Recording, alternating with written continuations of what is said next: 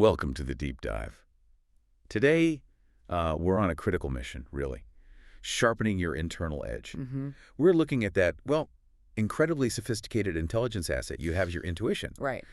And we're treating it like what it is. A primary data stream for detecting threats.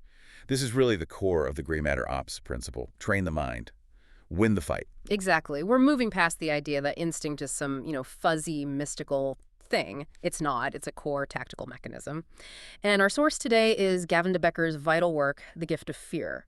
We're essentially analyzing it as a functional defense manual for civilians. And the first piece of data we pull from that, from de Becker's research, it just demands immediate attention. What's that? Over 80% of violent attack survivors reported getting a profound, very specific gut feeling, a sense of danger, moments, sometimes even hours before the event. 80%. That figure alone, it confirms the system works, doesn't it? Your internal radar is reliable. It seems so. But here's the paradox, the thing we really need to unpack.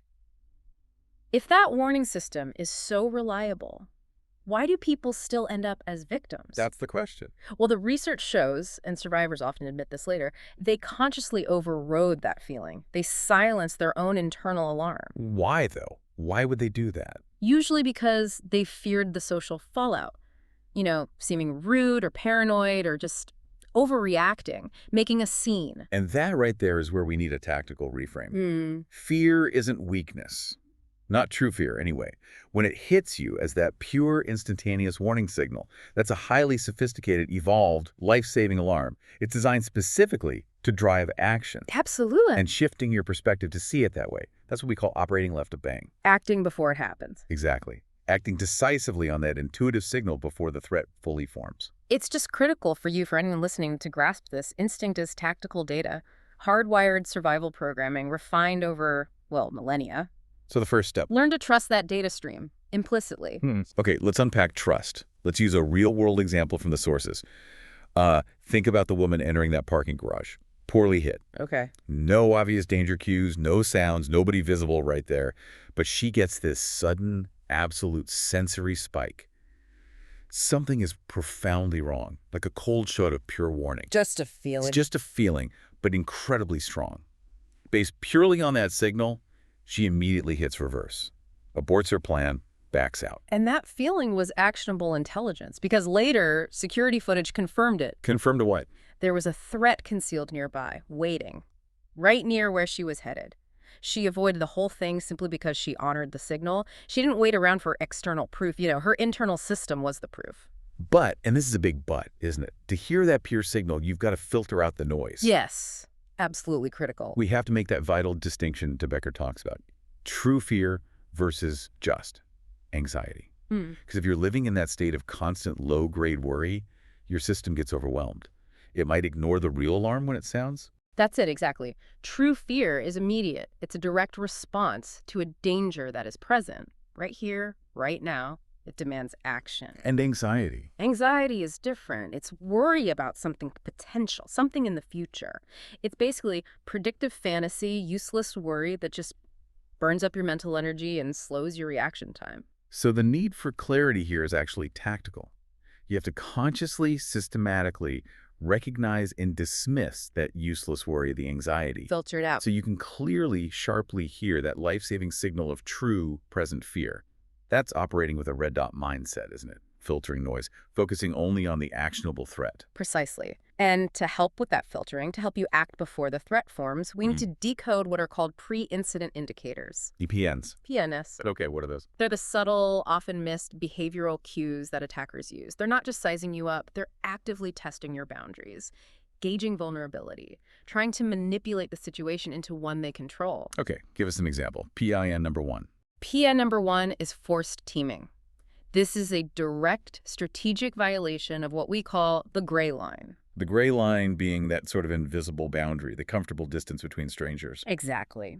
Forced teaming aims to instantly create this fake bond, usually using we language like, wow, we're both stuck here late, guess we should watch out for each other, or maybe someone forcing help on you. Like insisting on carrying your bags even after you said no thanks? Yes, maybe even after you've said no twice. They keep pushing. So it looks like helpfulness on the surface. Right, but the intent is emotional coercion.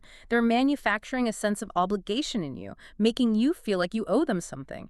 If a stranger insists on that kind of instant, unwanted intimacy, they are pushing past your comfort zone deliberately. They're testing you, seeing if you'll hold your ground. That brings up a really critical point, though. How do you tell the difference between, forced teaming and just genuine kindness, someone actually being nice? That's a fair question. The differentiator is their reaction to your boundary, a genuinely helpful person. If you say, thanks, but I've got it, or no, really, I'm fine, they'll stop immediately. They respect the no. Okay. Someone using forced teaming will often escalate. They'll insist harder, maybe act a little offended, make you feel rude for refusing their help. They are demanding a connection, not offering one. If you feel awkward or pressured because they just won't back off, that's the signal right there.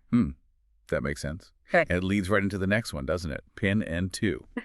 Excessive charm and niceness. The politeness trap, yes. And the statistics on this one from the source, they're pretty stark. Y'all stark. De Becker found that calculated over-the-top charm was used as a deliberate tactical strategy in over 90% of the violent incidents he analyzed. 90%. Wow. That's almost standard procedure then. It basically is. Charm is incredibly effective because it makes us lower our guard. Our cognitive defenses drop. And it's especially powerful against people, often women, but not always, who've been socially conditioned to always be polite, to be accommodating. Right. So when your intuition, your internal radar, is screaming red alert, that social pressure, that ingrained need to be nice, is precisely the tool an attacker uses to keep you engaged, to keep you there. Which is exactly why we stress the gray matter ops mantra. Awareness is armor. Your safety has to come first, always. Before social grace, before worrying about seeming rude or confrontational. Absolutely. If something feels wrong, you have absolute permission. Zero apologies needed to create distance. Disengage immediately. And what happens if you do express discomfort or say no? That brings us to the third critical P.I., discounting no. Okay, discounting no. How does that work? This is how an attacker directly tests your resistance, measures how willing you are to be controlled. They often start small, pushing back against minor refusals. Like what? Oh, something trivial, like, come on, let me buy you a drink after you've said no. Or, I'll just walk you to your car when you've declined. They ignore your no. And if you give in on that small no, or worse, if you feel like you have to explain why you're saying no. Exactly. If you justify it, you signal vulnerability. You're basically telling them your boundaries are flexible, negotiable. And believe me, they will escalate their demands from there, rapidly. So what's the counter, the tactical response? It has to be immediate and firm. The tactical mantra is, no is a complete sentence. Full stop. Full stop. It requires zero justification, zero apologies, zero explanation. When someone ignores or pushes past a clear, firm refusal, no matter how small the issue seems, they are communicating one thing very clearly: an intent to control you. And that intent to control. That is your signal, your immediate cue for complete and rapid disengagement. Get away from them. What's really striking when you lay it out like this is how it shows that true violence, the kind de Becker describes, it's rarely just random or completely out of the blue. It really isn't. It follows a pattern, a detectable one. The signals, these P.I.N., that gut feeling, they're almost always there first. It's the choice people make after receiving the signal, often the choice to ignore it, that creates the opening, the vulnerability. And learning to trust that intuitive radar, learning to spot these P.I.N., it actually leads to calm confidence, not, hypervigilance or constant suspicion. How so? Because your internal system is always on, always scanning the background. You can relax because you trust that if there is a genuine threat, you'll get that high-fidelity warning, and you'll know how to decode it and act deliberately. You're not jumpy, you're prepared. Let's just zoom out for a second and hammer that core data point home again. The source states 98% of victims had that gut feeling. 98%. It's your survival legacy baked into your DNA. So we're urging you, everyone listening, listen to it. Trust that instinct. Act on it. Don't hesitate. Because ultimately, the real gift de Becker talks about isn't the fear itself, it's the clarity that true fear provides. Clarity. Yeah, it moves you from feeling helpless or maybe feeling pressured to just be polite to feeling empowered, deeply empowered through awareness. And that knowledge, that awareness, it's the highest form of civilian self-protection you can possess. This has been, well, an essential deep dive.